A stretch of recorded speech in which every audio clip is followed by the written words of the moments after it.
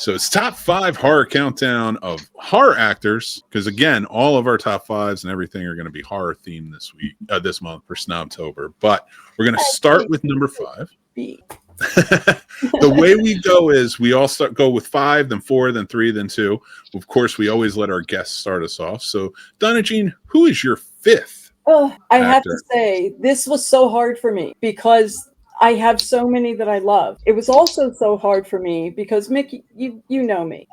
When I talk to somebody, I am as interested in the human being as I am about what drives them to do what they do, whether it's acting or a stuntman or writing or in art. And really, I've been doing interviews but volunteering at conventions for so long that I can't tell you how much of me is influenced of them as an actor by them as a human being. And so, since this is my opinion, you'll get both. So my number 5 is, most of my people are kind of like the stodgy old classic people of my generation.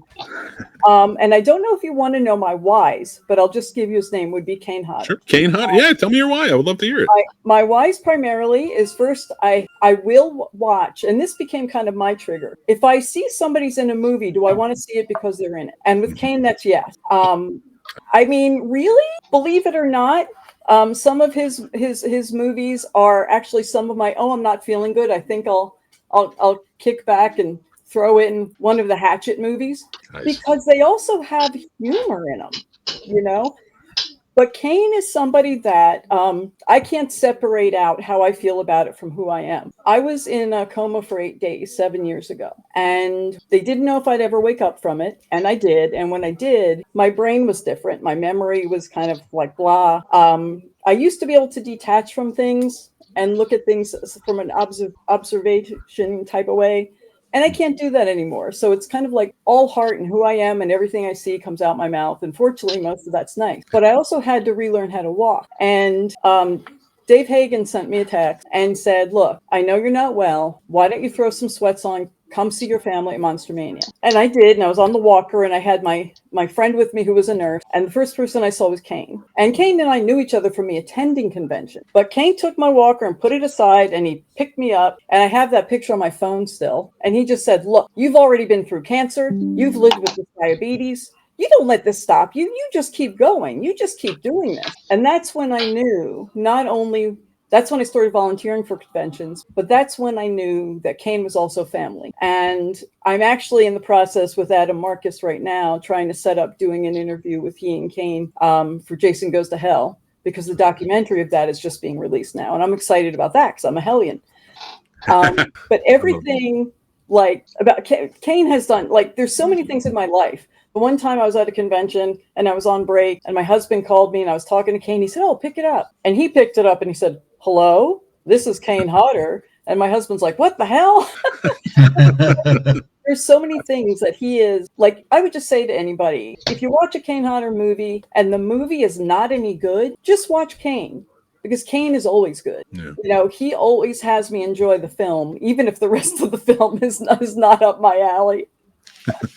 So, because sometimes I think they all do films that are like great films, and then they all do films because, hey, I need to pay the rent, you know. That's fair. So, I love that. That's a great story. Thank you for sharing that.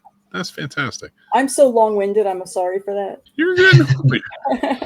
Paul, what do you got for 5? Number 5 is Daniel Kaluuya. Get Out. Newer one. I like it. And Nope. I mean, it's my background. You already know. Like, I love seeing him on screen in horror. It's a great choice. I love it. My number 5 is Tom Atkins. Tom was kind of on my, should I put him on my list or not? So I love Tom. Yeah. So yeah, he made number 5, but I think for good reason when you hear the rest of my list. But let's get to our next one. What's your number 4? I'm gonna call you DJ this whole time because that's what I usually call you. You know, actually, Kane Hodder calls me DJ, so you'd be in good company. That is good company. My number 4 is Dee Wallace, and I don't think I even need to really describe why, because Dee Wallace. Mm-hmm. I mean, everything from E.T. to The Frighteners, you know, just like she's still in indie films, you know, every time you turn around, just the woman is amazing. Plus, another one of my stories, she was at a convention that was like 20 minutes from my house, like a couple months ago. And 2 days a week, I work caring for adults with intellectual disability. And one of our guys was in the hospital, and he's somebody that's a movie buff. So I went up to the hospital room, saw him and his folk, dressed in my convention gear. I ran out of the convention. I saw Dee. I told her why I came up there, and she wanted to do a video, and she did a video for him saying, and she said his name, which I don't want to say just because of HIPAA. And she just said, "I'm so glad that you're doing better." And I had shared with her that he always says that every day is the best day. And she said, "I just love that you say every day is the best day." And then I sent the video to his mom, who showed it to him in the hospital. Oh, that's my Dee Wallace story. She is a fantastic human being, and she was on my top 10, but she didn't make my top 5. But the top 5 is hard. Great choice. Great. Yeah, I know there's so many, and it's like I could put everybody on here. Paul, what's your number 4, man? My number 4 is going to be Mia Goth. Nice. Yeah, and all the Pearl and X and all those. I was like, I mean, she's great. I know that you're 2 new actors. And you do not have the same new actor as me, so there you go. No overlap. Yes. And I have all the older ones, so it's we are a good, pretty rounded, well-rounded. Yeah, this is working out. I knew you were going to come with some good ones, and you're shocked, like not shocking me, but like, oh man, I didn't think about that. You know what I mean? Like one of those. My number 4, rest in peace, Tony Todd. I mean, not just like everybody thinks Candyman, but I mean, 2 franchises in Candyman, 2 and Final Destination, but countless other horror movies he's shown up in TV shows. Night of the Living Dead, which he was great in. Hatchet.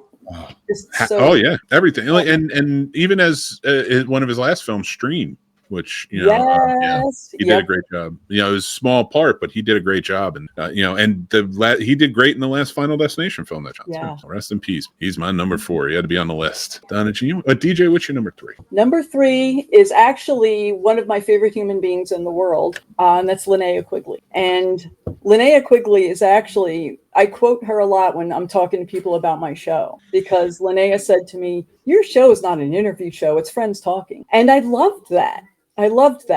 But, you know, I mean, really, she's also one of those people. I'll see she'll be in something and I'll watch it. And even if the movie is not the best, she is so fun to watch. But come on, Return of the Living Dead.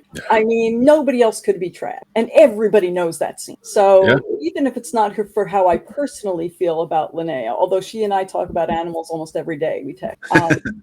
But as a human being, she's just stellar, amazing. But also, I mean, she set a standard in that film and her performance of Trash, you know. And so there she is. I'm curious. One, just so you know, there's a sequel to Return of the Living Dead coming out again, starring Devon Sawa. This should be out soon, so everybody check that out. Look for it. But what is your favorite Linnea Quigley movie? It's Return of the Living Dead. Nice. That's a great choice. I mean, followed not too far from Night of the Demons.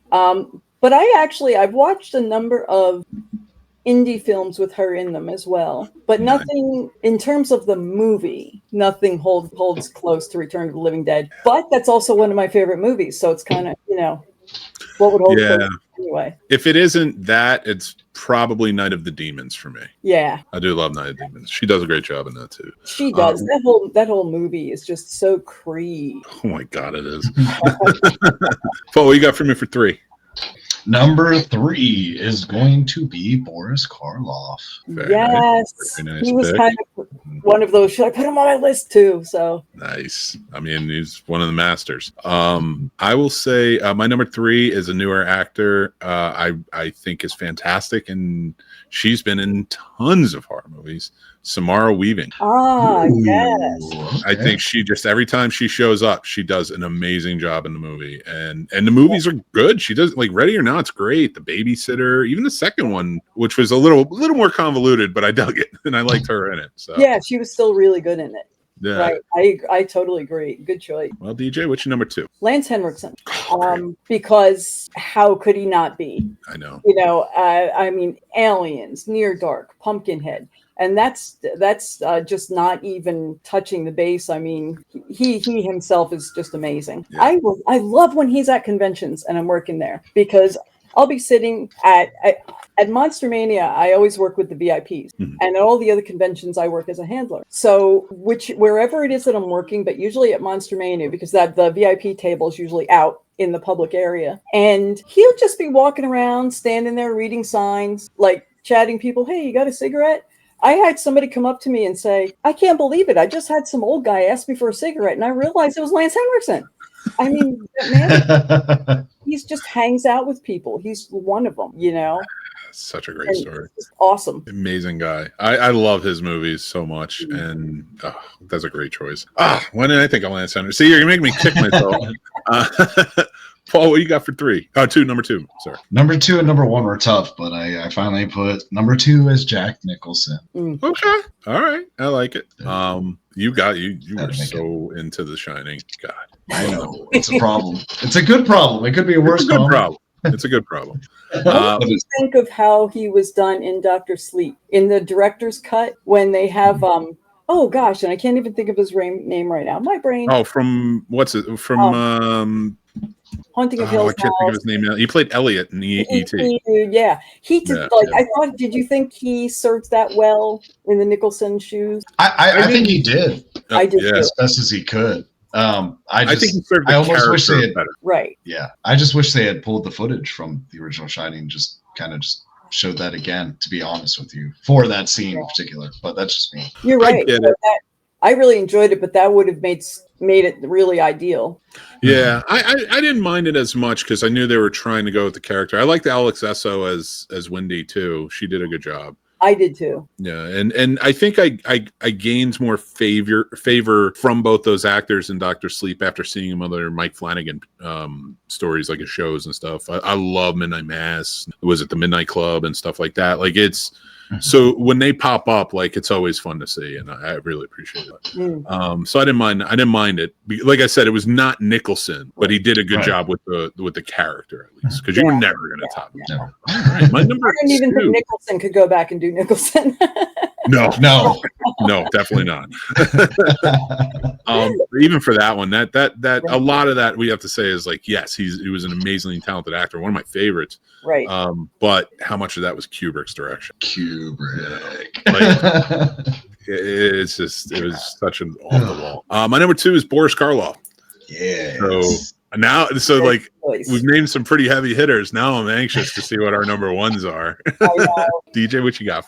Well, my number 1, what made it to your list, is Tony Todd. Nice. How much of it is influenced by him, the person, because Tony is always a gentleman to people. And I actually am very, very good friends with his sister.